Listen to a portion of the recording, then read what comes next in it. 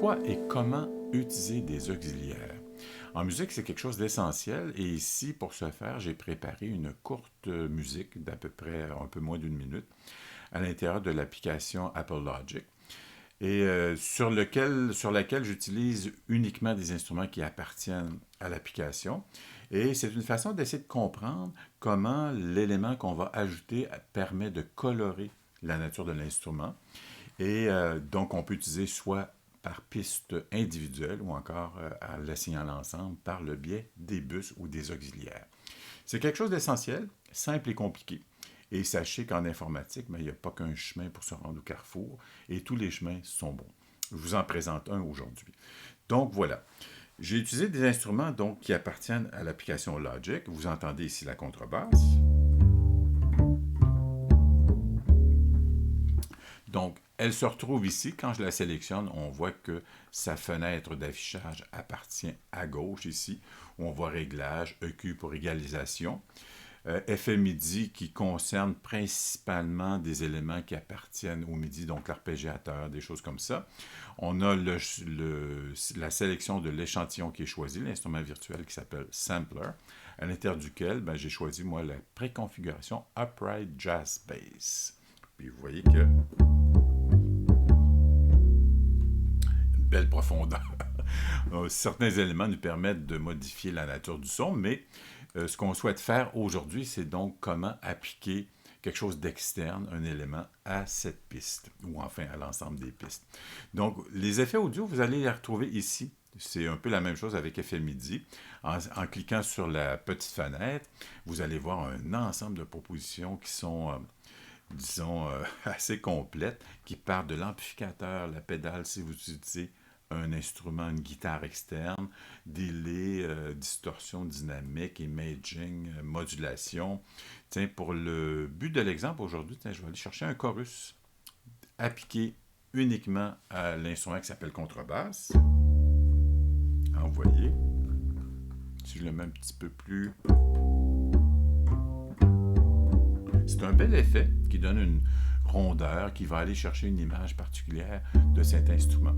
Les éléments de modification sont ici, la vitesse, l'intensité et le mix, donc comment cet effet va cohabiter avec la sortie globale de l'instrument.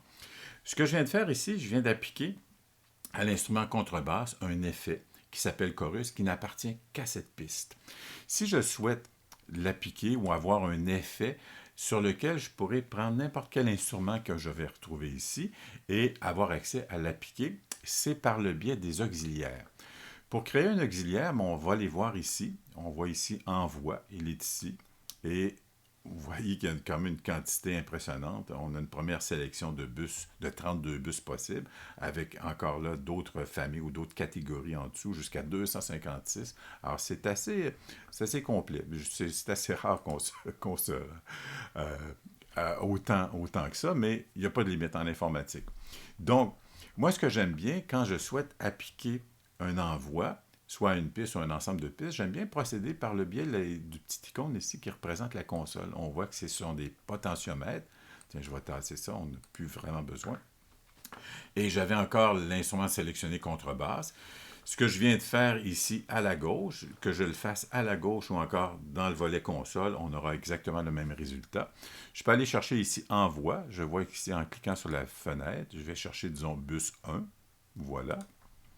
Et de façon automatique, l'application ouvre un élément qui s'appelle Auxiliaire 1, sur lequel je vais appliquer un effet. Donc, et ici, on le voit qui est ici coloré en jaune. Donc, si je veux avoir un ensemble de bus, pour le but de l'exemple, je vais en créer 4. Ces 4 bus, je souhaite les appliquer à l'ensemble des instruments. Donc, je vais sélectionner ici un instrument à l'extrême, majuscule enfoncé sur le clavier Macintosh, et clic. Maintenant, vous allez voir que le bus, ici que je choisis, sera appliqué à tous. Voilà, on le voit maintenant à tous.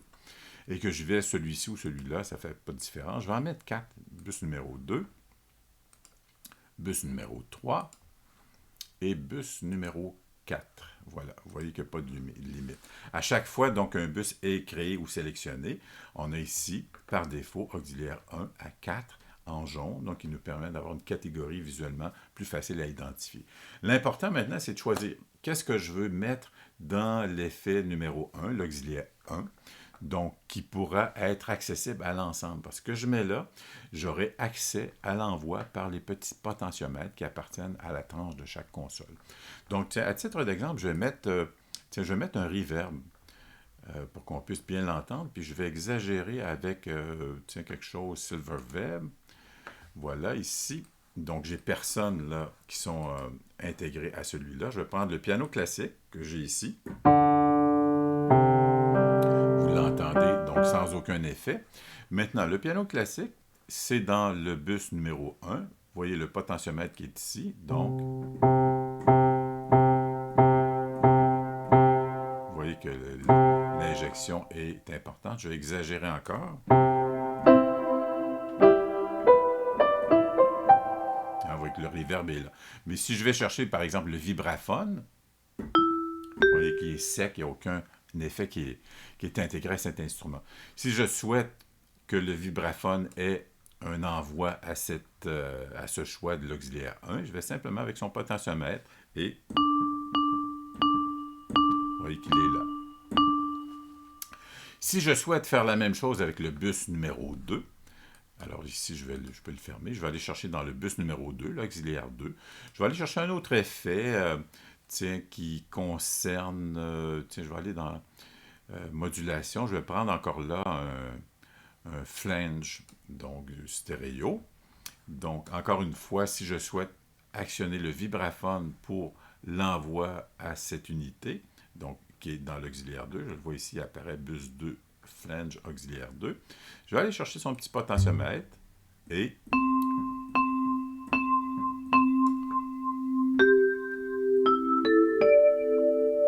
on l'entend bien ici. Si je réduis un peu, voilà. Il y a des éléments où c'est plus évident. Je vais garder une belle rondeur, quelque chose de doux comme ça. Parfait. Donc, vous voyez que le flange, ici, n'est activé que par le potentiomètre qui appartient à chaque tranche de console ou chaque instrument. Si je souhaite que la basse, ici, j'avais un instrument de contrebasse, tiens, je vais aller chercher celui-là, et je souhaite l'activer ou lui donner un peu de gain dans cette unité, bien, je vais simplement chercher son potentiomètre, et vous voyez que... Et le degré d'intensité se retrouve là avec le degré, en fait, d'injection à l'élément qui s'appelle flange. Et l'élément qui appartient ici à bus numéro 2, bien, vous voyez que chaque piste a donc son potentiomètre de sortie. Donc, le potentiomètre ici est le niveau global de sortie qui s'en va donc sur le master final. Donc, si jamais je trouve que le son de l'effet est peut-être un peu trop exagéré, bien, je peux l'abaisser simplement par le volume ici. Donc, c'est quelque chose qui affecte l'ensemble du groupe. Donc, ce qui veut dire que l'effet qui est là est disponible à n'importe quel instrument qui constitue ma pièce. Si je souhaite avoir un instrument soit audio ou MIDI ou peu importe, je vais aller ici, prendre un dernier exemple avec Step Remix, qui est la percussion. Je vais aller chercher pour celui-là, le reverb, mon numéro 1, qui appartient ici. Voilà. Je le prends, je lui donne un peu d'envoi.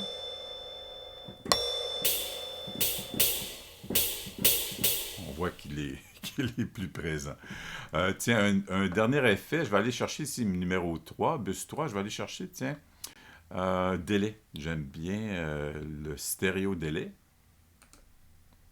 puisque celui-là nous permet d'avoir un contrôle à gauche, à droite de façon intéressante. Numéro 3, je vais le prendre avec la percussion ici. Voilà. Là, on l'entend relativement bien. Et une chose aussi en passant, c'est que quand on prend l'objet ou enfin de la synchronicité avec l'effet, comme ici j'ai pris Tempo Sync, il va se synchroniser donc avec le tempo qui est choisi dans l'environnement d'accueil, c'est-à-dire le choix de ma pièce. Moi, ici, je suis à noir 90. Donc, en cliquant sur cet élément, le choix sera fait de base avec mon environnement d'accueil, si on veut, le fichier global. Si je le retire, ben là, je pourrais avoir un effet complètement désiré. Et après, il se présente comme des valeurs, disons, métronomiques. La blanche, la noire, la ronde. L'intérêt, c'est de la voir. Vous l'entendez bien dans le casque. Donc, on l'a d'un côté. Vraiment de façon assez, assez intéressante. Je vais le prendre. Vous voyez, ici, j'ai des noirs, des croches d'un côté, et puis la blanche de l'autre. Alors, c'est des heures et des heures de plaisir. Et effectivement, le niveau d'envoi ou le niveau d'écoute de chaque élément est disponible ici avec le côté gauche, le côté droit. Et le feedback, donc, c'est pour la durée de la réinjection. Donc, si on veut avoir une queue qui se perd dans le temps ou qui s'essouffle comme ça, c'est avec ces éléments.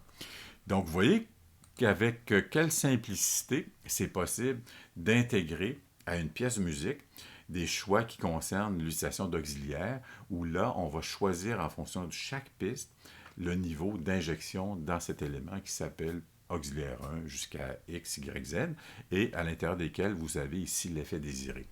Effectivement, vous voyez en dessous, il y a un autre onglet qui nous permet d'en choisir un autre. Il n'y a aucune limite. On peut choisir ici un autre élément qui concerne le même bus, donc à l'intérieur duquel j'aurai un petit contrôle de niveau.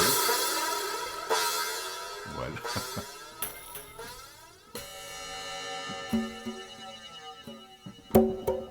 Voilà.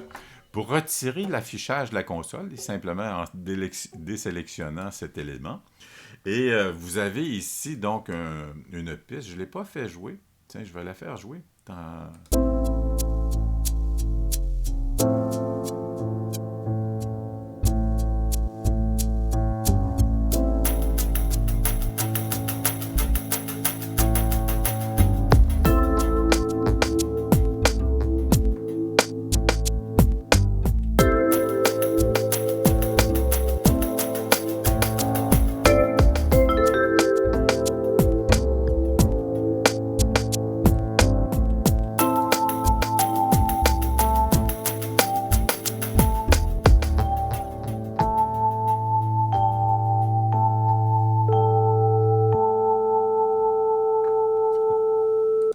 Voilà pour cet exemple. Et si jamais vous décidez ou vous dites, je reprends tiens, ici l'exemple de la console, il y a trop d'effets, ou il y a trop d'éléments, ou tiens, exemple, ici j'ai mis dans le bus numéro 3 à la fois un stéréo délai et un flange, et je dis, le flange, c'est peut-être pas la bonne idée, ou je vais le mettre ailleurs, simplement en sélectionnant ici, vous retirez l'élément simplement en cliquant aucun module. Donc, il est carrément retiré. Il n'y a pas de limite de ce côté-là, et vous voyez que ici, j'ai baissé tout à l'heure en jouant la musique, le potentiomètre de sortie globale, parce que je trouvais, puis qu'il était peut-être un peu trop présent. Et vous voyez que ces choses-là sont vraiment faciles, ça se manipule comme un instrument virtuel, c'est vraiment un élément qui appartient à la musique, qui appartient à la pièce. L'autre chose qui est importante de ça, c'est l'automation. Parce que tout ce qu'on vient de faire là, on peut l'avoir, effectivement, moi je l'ai négocié de façon manuelle avec la souris, en injectant un niveau qui correspond à mon écoute, avec, disons, exemple, le bus 1. Si je vais chez la piste, donc avec ici la touche A pour avoir accès à l'automation, je vais voir ici l'ensemble des éléments qui appartiennent à ça. Donc ici, je peux aller chercher dans Principal, je les vois, ils sont ici. Scène 1, auxiliaire 1, qui sont les mêmes choses. Donc, je vais aller chercher ici absolu pour avoir un contrôle. Et là, vous allez voir que je vais le mettre 0 et pour l'actionner directement. Et vous allez voir que dans la console, ou encore, on va le voir ici dans la piste du piano, vous allez voir qu'ici, l'élément sera donc automatisé. Il commence à 0, puis il va aller à moins 7,6 dB. C'est quelque chose qui... Tiens, je vais l'exagérer un petit peu. Voilà. Donc, vous voyez ici l'automation.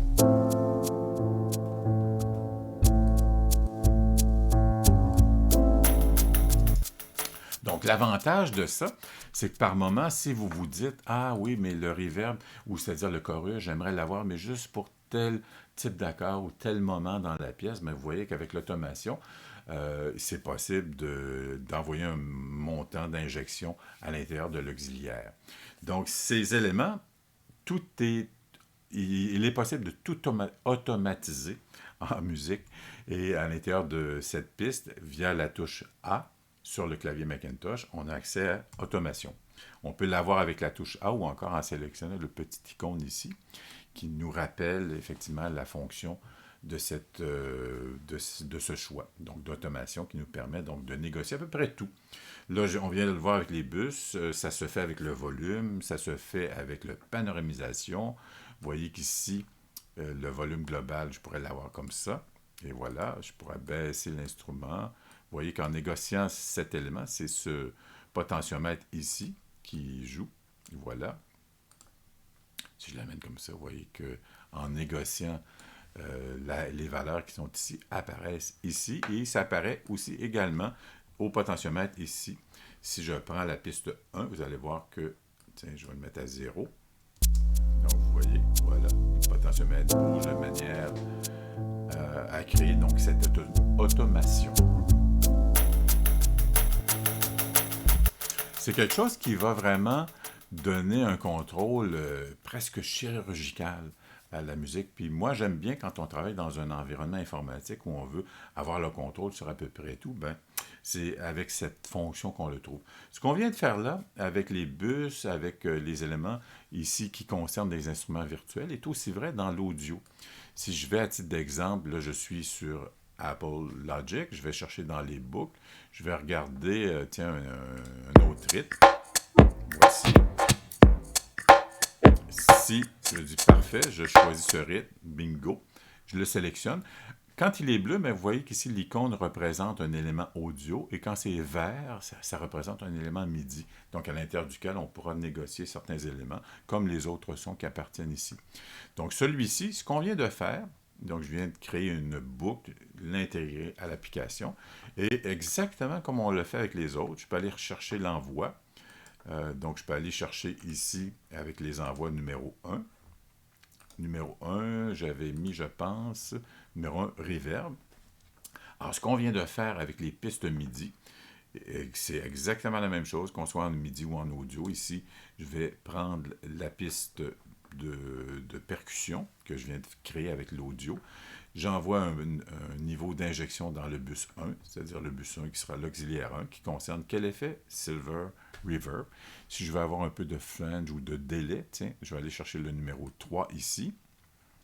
Numéro 3, l'auxiliaire, et là, il s'agit d'insérer un niveau d'injection. Fait que vous allez voir que quand on va passer à la piste audio ici,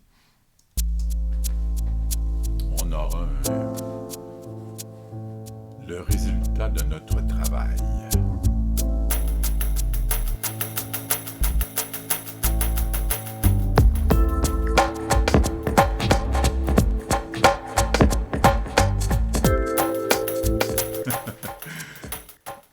Donc, vous voyez ici, bon, oui, il faut faire attention, évidemment, c'est de ne pas trop faire de bouillie avec ça, parce que quand on intègre des éléments, il faut avoir vraiment un contrôle méticuleux.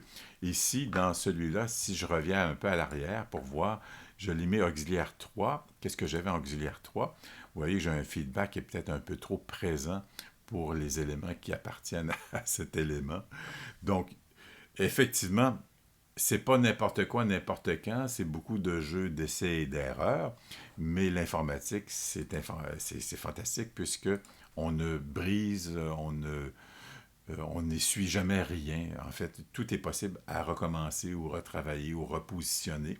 Et avec, une petite parenthèse aussi en passant, avec la plupart des applications à Apple, je ne sais pas si c'est disponible dans d'autres lieux, mais on a quelque chose d'assez intéressant qui se retrouve ici via le menu Fichier.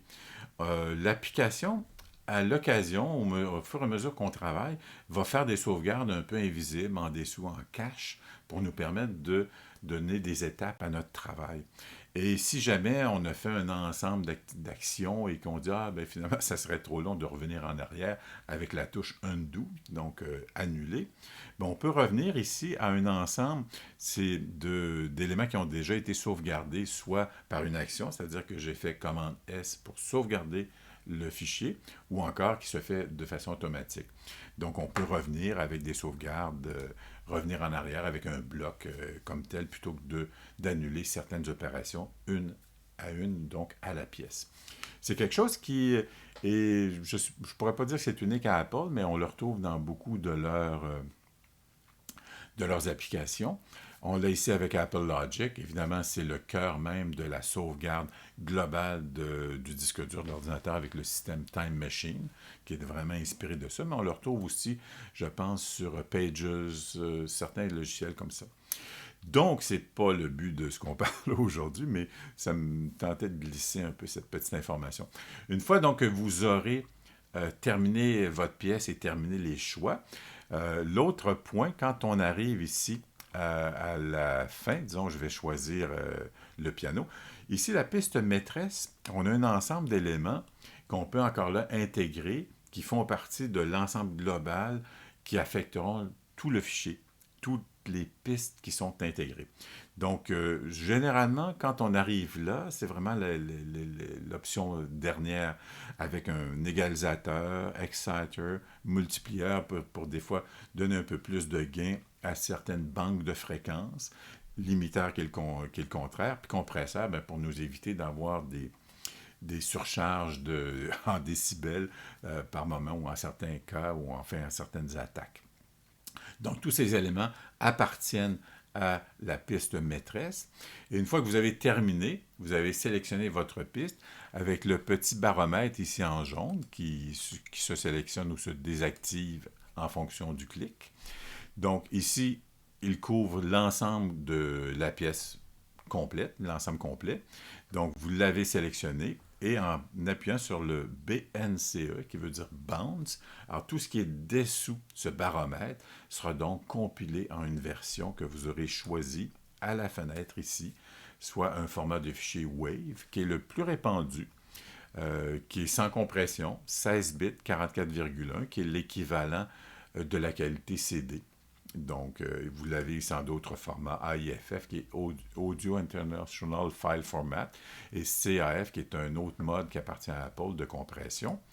Vous aurez ici les résolutions, généralement 16 bits et comme je dis, 16 bits 44,1 est l'équivalent des CD, puis ça peut être lu par à peu près tout.